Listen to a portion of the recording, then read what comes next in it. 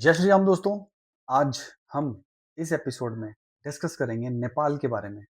Nepal last एक महीने से 27 मार्च को नई सरकार बनती है और 27 अप्रैल तक नेपाल सुर्खियों में रहा। सारे मीडिया हाउसेस, चाहे किसी भी कंट्री के मीडिया हाउसेस हो, नेपाल सुर्खियों में था।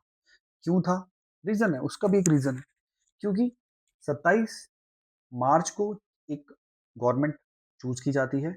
वो गवर्नमेंट जो एक बिल्कुल यंग कैबिनेट है, यंग पीएम बनता है, यंग होम मिनिस्टर बनता है और आउट ऑफ 40 उनके जो नेता होते हैं उनमें न्यू गवर्नमेंट में एक 50 प्लस का है, बाकी सब 30 से 40 साल के बीच के होते हैं जो भी कैबिनेट बनती है वहां। अब आप सोच रहे होंगे कि आज हम एक महीने बाद उस पर डिस्कशन क्यों करने लगे। डिस्कशन करना बहुत इंपॉर्टेंट था कि एक महीने में इस सरकार के साथ ऐसा क्या हुआ कि किसी ने सोचा भी नहीं था। सभी बंगाल इलेक्शंस में बिजी हैं, लेकिन नेपाल के अंदर एक बहुत ही बड़ा भूचाल आ चुका है। नेपाल की गवर्नमेंट के अंदर बहुत बड़ा भूचाल आ चुका है। तो मैं आपको बताऊंगा धीरे धीरे कुछ स्टेप्स में कि हुआ क्या, शुरू कैसे हुआ, हुआ क्या। तो जो नेपाल में लास्ट ईयर एक बहुत बड़ा जेनजीज द्वारा आंदोलन होता है। वो आंदोलन होता है जो वहाँ के केपी ओली थे प्राइम मिनिस्टर, उनके अगेंस्ट में, क्योंकि केपी ओली ने कुछ चीजें ऐसी की जिसकी वजह से जेनजीज नाखुश थे। केपी ओली चाहते थे कि इंटरनेट यूज ना करें जेनजीज नेपाल में, क्योंकि कुछ लोगों ने उनके बच्चों पे पर्सनल कमेंट करना शुरू कर दिए थे। एक तो ये चीज थी केपी ओली। दूसरा, केपी ओली ने कुछ ऐसी रिस्ट्रिक्शंस लगाई थी जो जेनजीज को पसंद नहीं थी, जिसकी वजह से बहुत बड़ा एक अनरेस्ट हुआ नेपाल में। नेपाल में पार्लियामेंट, संसद तक जेनजीज पहुंचे और उन्होंने पूरा पार्लियामेंट को फूंक दिया। केपी ओली साहब को अपना इस्तीफा देना पड़ा। पार्लियामेंट डिसॉल्व होती है और उसके बाद इलेक्शंस होते हैं और एक नई सरकार चुन के आती है। उस नई सरकार में प्राइम मिनिस्टर जो बनते हैं वो बनते हैं बालन शाह। बालन शाह एक रैपर थे। बहुत उन्होंने पिछले अनरेस्ट में एक प्रमुख चेहरा थे मीडिया का।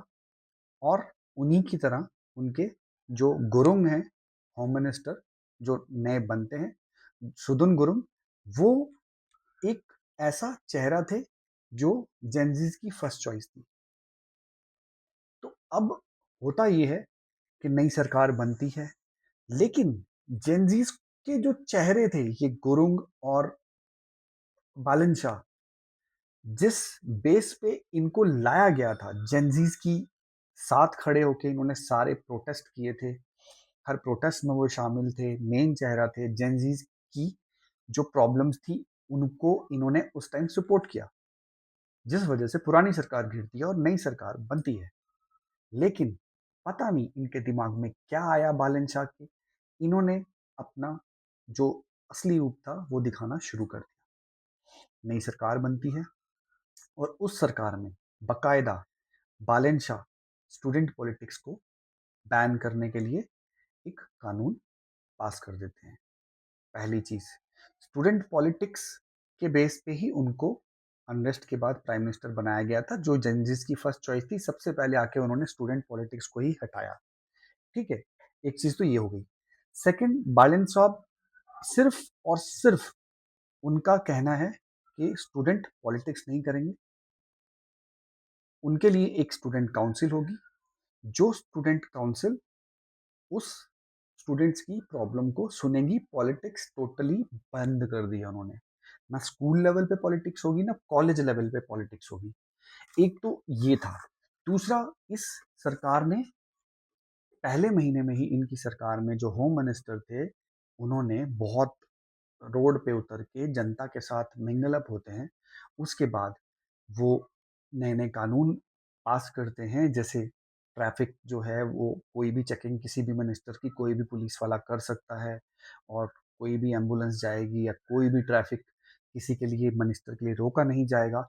डिसीजंस अच्छे थे और जिसकी वजह से इन दोनों ने बहुत सुर्खियां बटोरी पूरे ऑल ओवर दी वर्ल्ड में, मीडिया में। लोगों ने कहा देखो यार कैसी सरकार आई है, क्या फटाफट फटाफट ऐसे फैसले ले रहे हैं कि बस मजा ही आ गया, ऐसा इंडिया में क्यों नहीं हो रहा। भाई, सरकार चलाना रैप गाने लायक नहीं है। रैप गाने जैसा नहीं है, जैसा बालन शाह रैपर हैं, वैसा नहीं है सरकार चलाना। जिन जिन मुद्दों को हाइलाइट करके इन्होंने जेन ज़ीज़ के साथ बैठ के पुरानी सरकार गिराई, इन्होंने आते ही वो मुद्दे वापस स्टूडेंट्स के अगेंस्ट में वो फैसले लेने शुरू कर दिए। होम मिनिस्टर गुरुंग, उनको भ्रष्टाचार के आरोप में संलिप्त पाया जाता है और इतनी मीडिया में इतनी कवरेज लेने के बाद, हाइलाइट होने के बाद सडन गुरुंग गायब हो जाता है। क्योंकि उसकी जो एक फ्रेंड था, वो मनी लॉन्ड्रिंग में पकड़ा जाता है और गुरुंग की कुछ उस टाइम पे जब लास्ट टाइम अनरेस्ट चल रहे थे, मीडिया कवरेज को लेके कुछ ट्रांज़ैक्शंस हुई थी अपने फ्रेंड के साथ। इस वजह से वो ट्रांज़ैक्शंस को भी हाइलाइट किया जाता है और गुरुंग को इस्तीफ़ा देना पड़ता है। इसी तरह उनके एक और मिनिस्टर को करप्शन के केस में इस्तीफ़ा देना पड़ता है। तो जो मेन चेहरा थे बालन शाह के बाद इस्तीफ़ा दे चुके हैं। एक तो यहाँ पे नेपाल की पार्लियामेंट के अंदर बहुत बड़ा ये भूचाल आया कि 1 महीने के अंदर करप्शन केसेस आने शुरू हो गए। एक तो चीज़ हो गई ये।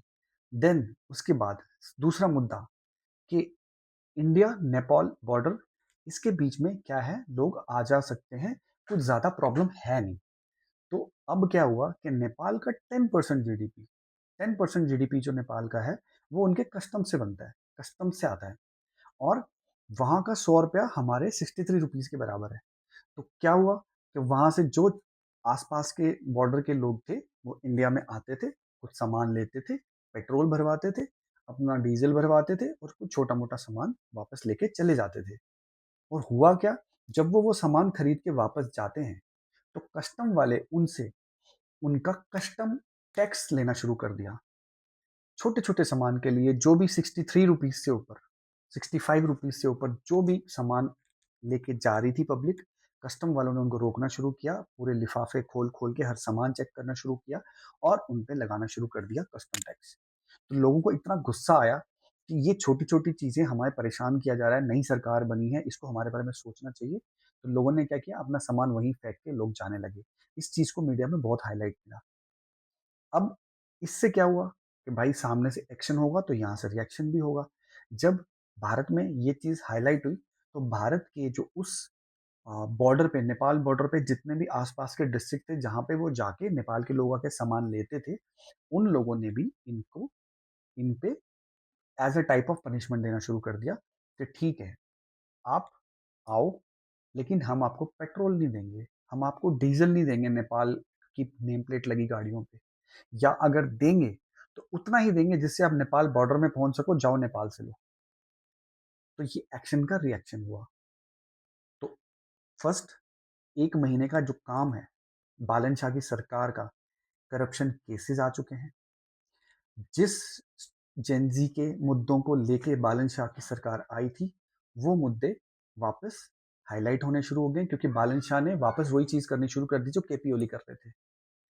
तीसरी चीज़, स्टूडेंट अनरेस्ट वापस कुछ एरियाज़ में सुनने में आया है कि वापस अनरेस्ट शुरू हो चुके हैं।